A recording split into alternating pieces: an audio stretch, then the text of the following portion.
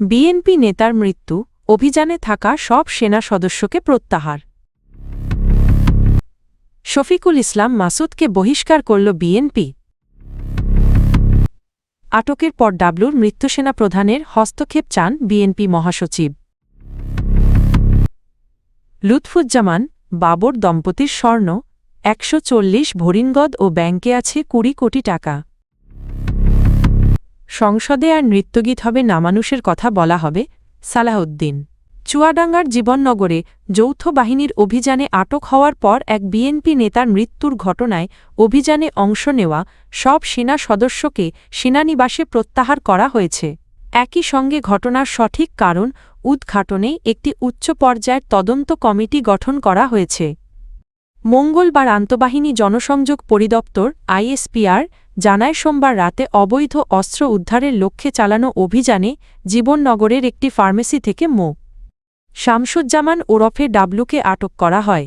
তার দেওয়া তথ্যে একটি ৯ মিলিমিটার পিস্তল ম্যাগাজিন ও ৪ রাউন্ড গুলি উদ্ধার করা হয়। আইএসপিআর জানায়, অভিযান শেষে আটক ব্যক্তি হঠাৎ অসুস্থ হয়ে পড়লে তাকে উপজেলা স্বাস্থ্য কমপ্লেক্সে নেওয়া হয়, যেখানে চিকিৎসক তাকে মৃত ঘোষণা করেন। ঘটনাটিকে অনাকাঙ্ক্ষিত ও দুঃখজনক উল্লেখ করে আইএসপিআর জানায়, তদন্তে দায়ীদের বিরুদ্ধে সেনা আইন অনুযায়ী ব্যবস্থা নেওয়া হবে। এদিকে নিহতের পরিবার ও বিএনপি নেতাকর্মীরা মৃত্যুকে নির্যাতনের ফল বলে অভিযোগ করে বিক্ষোভ করেছেন। দলীয় সিদ্ধান্ত অমান্য করার অভিযোগে শেরপুর জেলা বিএনপির যুগ্ম আহ্বায়ক মো. শফিকুল ইসলাম মাসুদকে দল থেকে বহিষ্কার করেছে বিএনপি। মঙ্গলবার দলটির সিনিয়র যুগ্ম মহাসচিব রুহুল কবির রিজভীর স্বাক্ষরিত এক বিজ্ঞপ্তিতে এ তথ্য জানানো হয়। বিজ্ঞপ্তিতে বলা হয়, দলীয় সিদ্ধান্ত উপেক্ষা করে সাংগঠনিক কর্মকাণ্ড পরিচালনার দায়ে শফিকুল ইসলাম মাসুদকে বিএনপির প্রাথমিক সদস্যসহ সব পর্যায়ের পদ থেকে বহিষ্কার করা হয়েছে।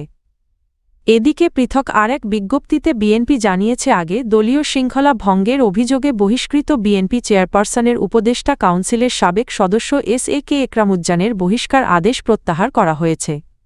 এছাড়া যশোরহবিগঞ্জ, চট্টগ্রাম, ব্রাহ্মণবাড়িয়া ও দিনাজপুর জেলার বিএনপির ৫ নেতার বহিষ্কার আদেশ প্রত্যাহার করে তাদের প্রাথমিক সদস্যপদ ফিরিয়ে দেওয়া হয়েছে বলে জানানো হয়।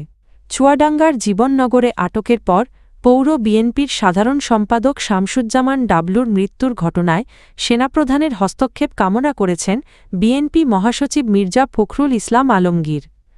মঙ্গলবার দেওয়া এক বিবৃতিতে তিনি অভিযোগ করেন, অস্ত্র উদ্ধারের নামে নিরাপত্তা বাহিনীর কিছু সদস্য ডাবলুকে ধরে নিয়ে অমানুষিক নির্যাতন চালায়, যার ফলে তার মৃত্যু হয়। ঘটনাটিকেও মানবিক ও পৈশাচিক আখ্যা দিয়ে গভীর শোক ও দুঃখ প্রকাশ করেন তিনি। মির্জা ফখরুল বলেন, বিচার বহির্ভূতভাবে কাউকে নির্যাতন করে হত্যা দেশের আইন ও ন্যায় বিচারের চরম অবমাননা। অন্তর্বর্তী সরকারের আমলে যে কোনো অপরাধের বিচার আদালতের মাধ্যমেই হওয়া উচিত বলে তিনি উল্লেখ করেন। এ ধরনের ঘটনা দেশের জন্য শুভ নয় মন্তব্য করে বিএনপি মহাসচিব অবিলম্বে সুষ্ঠু তদন্তের মাধ্যমে দোষীদের বিচারের আওতায় আনার দাবি জানান। একই সঙ্গে তিনি নিহত শামসুজ্জামান ডাবলুর আত্মার মাগফিরাত কামনা এবং শোকসন্তপ্ত পরিবারের প্রতি গভীর সমবেদনা প্রকাশ করেন। নেত্রকোনা ৪ আসনে বিএনপি মনোনীত প্রার্থী সাবেক স্বরাষ্ট্র প্রতিমন্ত্রী লুৎফুজ্জামান বাবর নির্বাচন কমিশনে দাখিল করা হলফনামায় নিজের বিরুদ্ধে থাকা ১১টি মামলার তথ্য উল্লেখ করেছেন। তিনি জানিয়েছেন, এসব মামলার বেশিরভাগ থেকেই তিনি অব্যাহতি পেয়েছেন। হলফনামা অনুযায়ী বাবরের পেশা ব্যবসা। তার মোট সম্পদের মধ্যে রয়েছে নগদ ও ব্যাংক ব্যালেন্স সহ প্রায় ১৩ কোটি ২১ লাখ টাকা ৪০ ভরি, স্বর্ণ ৩ কোটি ৪৪ লাখ টাকার স্থাবর সম্পদও ৩টি, আগ্নেয়াস্ত্র এবং উত্তরাধিকার সূত্রে পাওয়া সম্পদ। পাশাপাশি তার চলতি ঋণের পরিমাণ প্রায় ৭ কোটি ৭৭ লাখ টাকা। এদিকে একই আসনে তার স্ত্রী তাহমিনা জামান স্বতন্ত্র প্রার্থী হিসেবে মনোনয়ন জমা দিয়েছেন।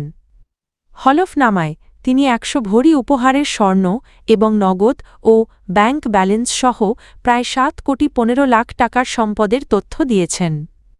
উল্লেখ্য, লুৎফুজ্জামান বাবর এর আগে ৩ বার সংসদ সদস্য নির্বাচিত হন এবং ২০০১ সালে স্বরাষ্ট্র প্রতিমন্ত্রীর দায়িত্ব পালন করেন। বিএনপির স্থায়ী কমিটির সদস্য সালাহউদ্দিন আহমদ বলেছেন, ভবিষ্যতে আর কোনো গণতান্ত্রিক সরকার লাইনচ্যুত হতে পারবে না।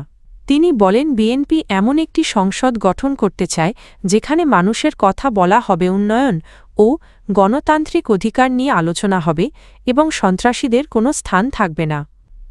মঙ্গলবার ১৩ জানুয়ারি চকরিয়ার চিরিঙ্গা পালাকাটা মাঝঘাট স্টেশনে ইউনিয়ন বিএনপির কার্যালয়ে মহিলা দলের কর্মী সভায় তিনি এসব কথা বলেন।